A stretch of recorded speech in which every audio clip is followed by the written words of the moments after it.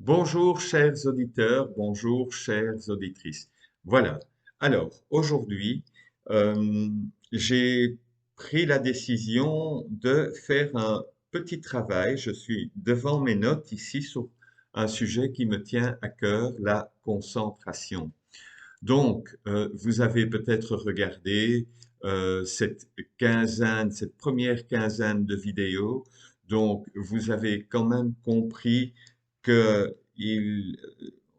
on n'était pas dans la recherche du plaisir comme on peut l'être lorsqu'on lit un bon livre, un roman, lorsqu'on mange un bon repas, etc. Ici, on est dans ce travail, on est dans quelque chose de plus subtil en fait. Et donc, lorsque j'ai écrit ça il y a quoi? Il y a un mois à peu près, j'ai ajouté au terme concentration le rester ici. Donc, tout le monde pense, je dirais, savoir ce que c'est que la concentration.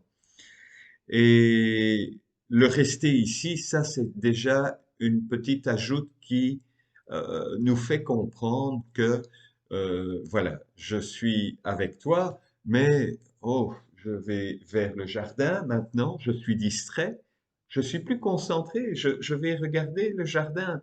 Et puis j'entends du bruit du côté de la rue et je me tourne du côté de la rue. Je suis pas ici.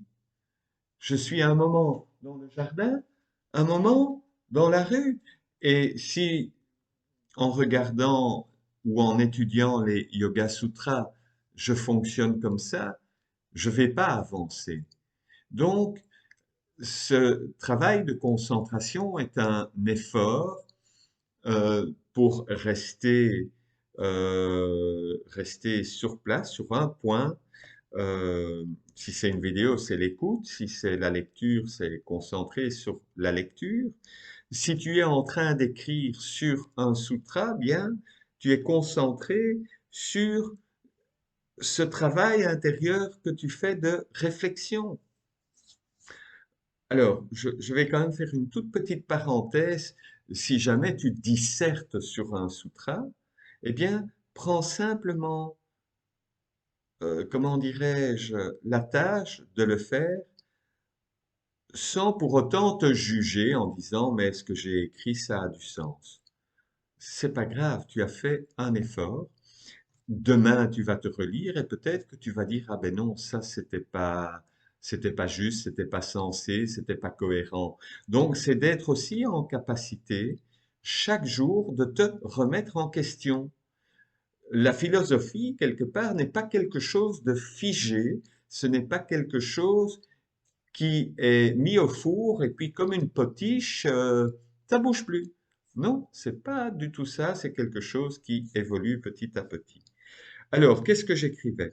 Le rester ici signifie que tu peux rester en place, tant avec le corps qu'avec l'esprit qui est tenté de voyager.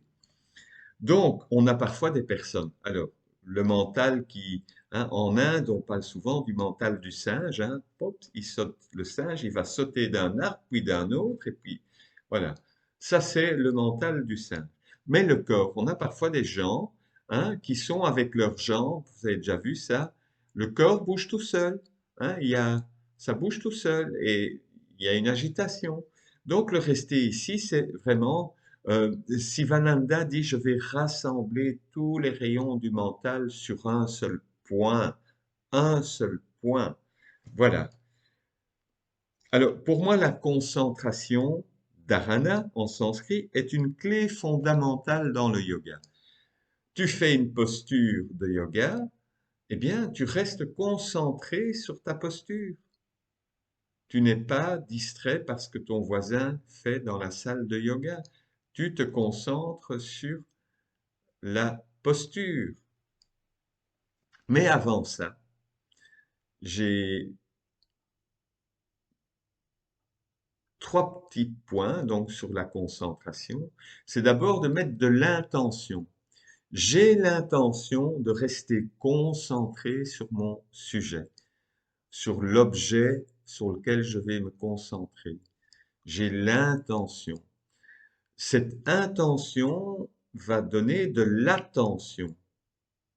Donc, du coup, je suis attentif. Je suis attentif et au bout d'un moment, cette attention va se transformer en concentration. Essaye de garder ces trois petites étapes-là à l'esprit pour pouvoir, quand il y a une nécessité de se concentrer, de pouvoir le faire. Et à la limite, ça peut se faire de manière spontanée. Alors, ce que je disais dans mon point 2, c'était Sivananda parle de rassembler les rayons du mental. D'accord? Donc, on essaye de ne plus être distrait, on est sur un seul point. Alors, 3. Pourquoi apprendre à se détacher des distractions? Alors, effectivement, quand on a le mental qui saute d'un arbre à un autre, imagine-toi un peu l'effort que ça représente. Et s'il y a une pression permanente, ça va engendrer d'abord de l'épuisement. Sauter d'un arbre à un autre, c'est fatigant. Hein. Je ne sais pas si tu l'as déjà fait, physiquement, c'est fatigant. Alors, mentalement, c'est aussi assez fatigant. Et si tu n'es pas attentif, tu vas aboutir au burn-out. Tu vas être, enfin, le vase a débordé, tu l'as peut-être même laissé déborder pendant un moment, et puis après, tu sais même plus ce qu'il en est. C'est une forme de blackout. Alors, comment se concentrer? Eh bien, la première chose, point 4, hein, ici, comment se concentrer? C'est la verticalité, c'est l'ancrage, la verticalité. Ça, c'est quelque chose d'important. Si je suis installé comme ça, hein, et je regarde en l'air, et puis tous les côtés, il n'y a pas de verticalité là-dedans. Donc, mais si déjà il y a un effort de vraiment au niveau du corps, d'être présent, les pieds bien à plat, etc., cette verticalité va te mener petit à petit à rencontrer cet effort de concentration. Ensuite, il y a la respiration, donc c'est cette écoute de la respiration, donc c'est respirer, être concentré et respirer, et être conscient de sa respiration, être conscient que quelque part cette verticalité, ce vivant, ce rayonnement dépend aussi de ta respiration, une certaine régularité qui entraîne un calme intérieur et apaisant. Alors, se concentrer, ce n'est pas faire le vide. Donc, ne cherche pas à faire quelque chose que tu n'arriveras jamais à réaliser. Ce n'est pas faire le vide. On entend ça souvent. Alors, le point 6, cela nécessite une pratique intense, mais ça, si tu as bien écouté les autres vidéos, tu comprendras effectivement que cela demande une pratique intense pour arriver à toucher cette concentration. Le point 7, c'est pendant longtemps et toute la vie. Donc, c'est une richesse en fait. C'est une richesse de développer cette capacité. Pourquoi? Parce que tu vas regarder ce kaki et tu vas réaliser tout le miracle qu'il y a là-dedans. Tu vas planter quelques graines dans ton jardin ou tu vas planter un petit rosier et puis il va grandir, il va faire des fleurs, etc. Et tu vas être attentif, je dirais, à tout ce qui se passe autour de toi. Quand la lune est pleine, quand le soleil est éclatant et le ciel est dégagé, tout ça, ce sont des choses qui, quand tu es concentré sur le vivant, sur ta vie, sur ce qui se, voilà, sur les choses, eh bien, tu n'es plus dans la distraction, tu peux te poser un moment sur une chose ou sur une autre et être dans quelque chose de magnifique. Bien évidemment, un petit rappel que je te signale, c'est de toujours respecter tes propres limites.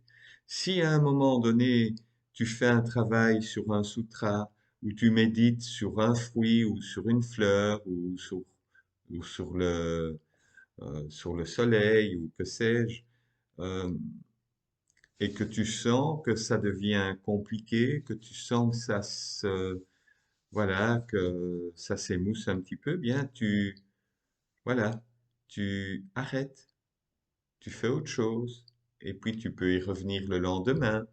Voilà. C'est toujours apprendre le respect des limites. Ça, c'est très important.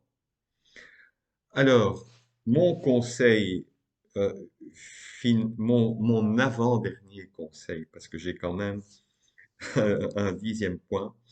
Alors, pour ceux qui travaillent, donc pour ceux qui travaillent, qui sont devant un ordinateur toute la journée, occupés à tapoter des comptes rendus, des rapports, faire des factures, etc., faire des dossiers, tout simplement, c'est de prendre 1 minute, 60 secondes, de les prendre chaque heure, de prendre ces 60 secondes pour tout arrêter, pour te poser, pour respirer,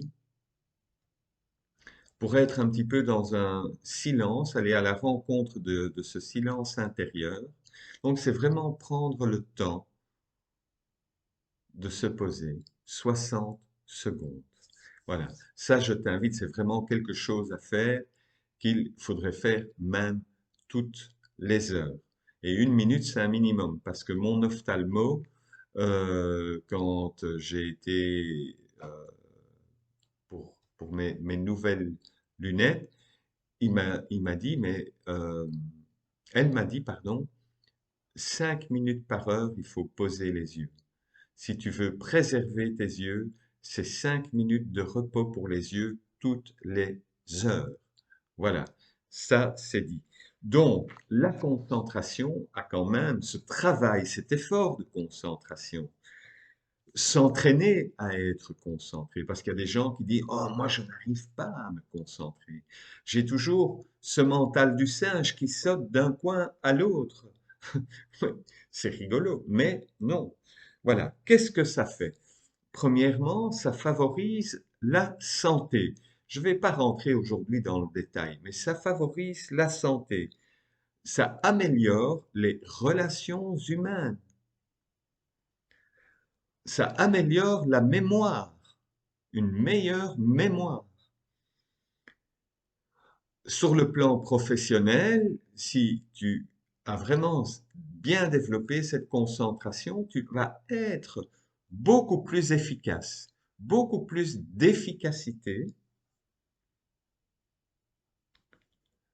plus vif d'esprit, beaucoup plus rapide, une rapidité d'exécution, mais surtout l'esprit vif. Donc voilà, il y a des choses qui se passent et tu vas voir clair dans ce qui se passe.